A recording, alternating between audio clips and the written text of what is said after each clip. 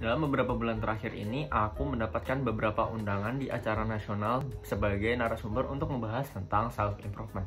Dan di beberapa acara nasional lainnya, aku diundang untuk menjadi Master of Ceremony atau MC di dalam acara tersebut. Nah, tentu dong, posisi itu nggak bisa diperoleh kalau misalnya kita itu nggak punya skill public speaking yang bagus. Nah, karena itu aku pengen share tips aku kepada kalian gimana sih cara aku untuk belajar public speaking mulai dari nol. Anyway, aku baru belajar public speaking itu ketika SMP, dimana pada saat itu aku bener-bener dituntut untuk bisa ngomong di depan orang banyak, bisa public speaking karena aku menempati posisi pemimpin di beberapa organisasi yang aku ikutin. Nah, maka dari itu, tips yang pertama yang pengen aku kasih kalian, yang pertama adalah ikuti kegiatan yang bermanfaat. Kan kita tahu nih, bahwa kita itu nggak akan berkembang kalau misalnya itu kita nggak punya kegiatan yang bermanfaat atau sesuatu yang push kita untuk berkembang menjadi lebih baik. Nah, sekarang kalian nonton video ini tuh berarti kalian udah ada indikasi nih, atau udah ada niat untuk berkembang, untuk belajar lagi untuk menjadi lebih baik. Nah, tapi nih kalau misalnya kalian ternyata nonton video ini tuh karena iseng atau karena kepo aja sih gimana sih caranya tentang menjadi public speaker yang baik, aku saranin kalian untuk ikuti beberapa kegiatan positif dulu seperti volunteer, magang, ataupun organisasi di dalam kampus, di luar kampus, atau semacamnya.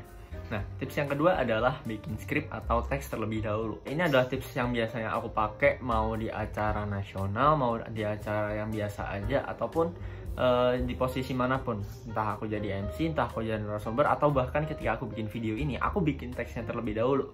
Kenapa kita perlu bikin teks? Karena ketika kita ngomong depan orang banyak itu biasanya otak kita cenderung untuk lebih was-was untuk memilih kata daripada kita ngobrol secara personal. Nah, hal itu kayak questioning myself gitu, atau questioning ourselves tuh, aduh, aku harus ngomong apa ya? Aku harus ngomong kata yang gimana ya? Atau nada aku itu harus gimana, yang ujung-ujungnya agak memperumit masalah di otak kita gitu. Proses bikin skrip itu sangat memudahkan kita dan sangat mempersingkat proses yang ada di otak kita tadi.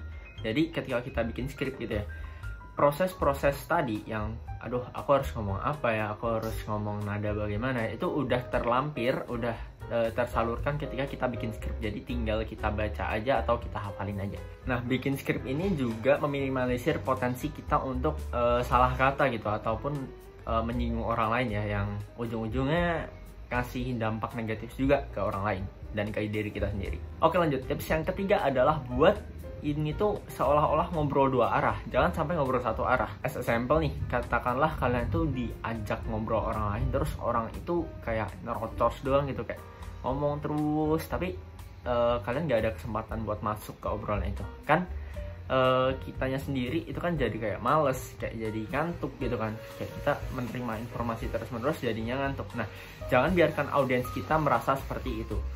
Jangan biarkan audiens kita itu menerima informasi terus-menerus, otaknya penuh dan capek, ujung-ujungnya ngantuk. Biarkan otak mereka itu juga mikir gitu. Coba dengan cara kita ajak ngobrol nih, atau kita tanyakan ketika kita bahas self improvement.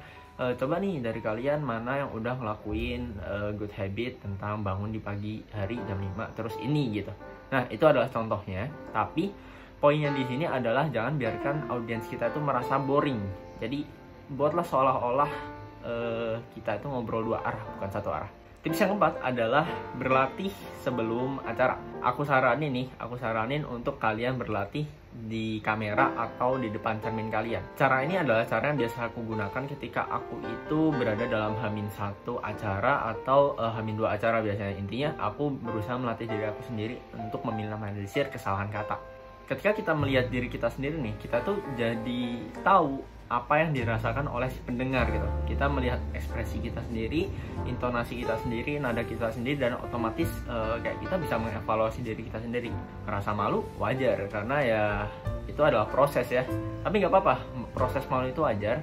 Justru dari itu kita bisa mengevaluasi diri kita sendiri. Yang penting dicoba terus, jangan berhenti. Kalau misalnya kita berhenti, ya sampai kapanpun kita nggak akan bisa nguasain skill ini. Oke, lanjut ke tips yang kelima adalah gunakan bahasa tubuh itu seoptimal mungkin. Optimal di sini dalam artian tuh nggak terlalu berlebihan, nggak terlalu kaku. Kita ngediam aja gini, itu ya terlalu kaku juga ya jatuhnya. Ada 3 bahasa tubuh yang bisa kalian perhatikan. Yang pertama itu adalah ekspresi.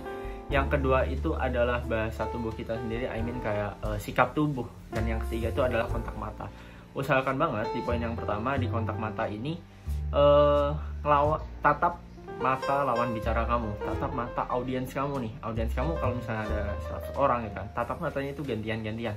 Ini memperlancar kita juga untuk meningkatkan kepercayaan diri kita gitu. Jadi seolah-olah mereka itu kita itu nggak merasa mereka nggak memperhatikan. Nah, di bagian sikap tubuh, usahakan sikap tubuh kita ini terbuka, jangan gini, itu kayak nggak terbuka kepada audiens, dan otomatis audiens juga nggak bisa terbuka juga kepada kita gitu. Dan yang ketiga adalah ekspresi muka. Usahakan ekspresi muka kita ini itu sesuai dengan apa yang kita bicarakan. Kalau misalnya kita sedang berbicara tentang hal yang menyenangkan, ya kita mukanya harus senang gitu. Atau kalau misalnya kita sedang memotivasi orang, ya kita harus semangat, kita harus bisa meyakinkan mereka bahwa kita sendiri itu termotivasi, even ya kita nggak selalu termotivasi gitu ya. Oke, tips yang keenam adalah cari role model dan tiru. Usahakan nih teman-teman, kita itu harus punya minimal satu role model. Kenapa? Karena ketika kita mengalami struggle, mengalami masalah tentang apapun, katakanlah dalam in case ini adalah kita kesulitan dalam public speaking gitu ya, kita bisa lihat si role model kita. Oh, ketika dia mengalami masalah yang serupa, apa sih yang dia lakukan gitu. Aku pun juga punya beberapa role model seperti Kak Fauzan Al-Rashid dalam dunia konten gitu ya, ataupun mungkin Keke Genio dalam dunia konten dan self improvement, atau Ali Abdel, Zahid Asmi Ibrahim. Itu adalah beberapa role model aku dalam dunia YouTube. Tahu kalau misalnya di dalam dunia Twitter dan Instagram, aku punya beberapa role model seperti Rana Aulia, terus ada Elizabeth Guanto yang dia adalah cutting aku. Dan aku sering sharing juga ke mereka, aku tanya-tanya nih ke mereka, aduh kalau misalnya aku gini gimana sih gitu. Aku minta saran ke mereka, aku minta tips mereka gitu. Nah, keenam tips ini itu bisa membantu kalian untuk kalian menyadari bahwa kalian tuh sebenarnya punya potensi untuk ngomong di depan banyak orang, karena skill ini tuh sangat penting untuk kita ke depannya gitu. Aku ingin minta bantuan nih kepada teman-teman semua, kalau misalnya kalian tuh punya other experience yang menurut kalian itu bermanfaat juga tentang public speaking, atau beberapa tips yang kalian mungkin bisa masukin juga dan yang belum aku sebutin, tuh silahkan aja langsung tulis di kolom komentar, nanti aku bakal pin juga. Karena aku sadar bahwa aku itu nggak sepenuhnya bisa, dan aku juga belajar dari kalian. Jangan lupa klik subscribe dan like di video ini. Aku Ananda Pradana, sampai jumpa.